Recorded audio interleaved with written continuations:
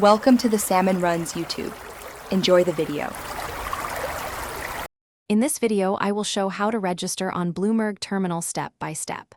Start by gathering company name, tax ID, billing contact, and authorized user details so you can complete the application smoothly. Next, confirm your preferred installation method and hardware needs. Finally, prepare for a verification call and choose your billing plan to avoid surprises when the service begins. Gathering the right document saves time and reduces back and forth during registration. Have your company legal name, tax ID, billing address, and authorized user details ready. Decide whether you need a single seat or multiple seats and confirm network readiness for the terminal software. This preparation means your setup and installation steps will proceed quickly with fewer delays, and you can schedule any required on-site support.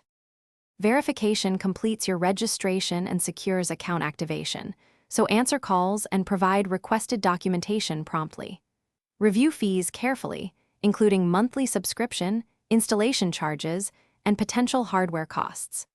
Ask about multi-seat discounts or different contract lengths to find the best price for your team. Confirm billing cycles and payment methods to avoid service interruptions, and keep receipts and confirmation. Thanks for watching. Consider subscribing if we helped you.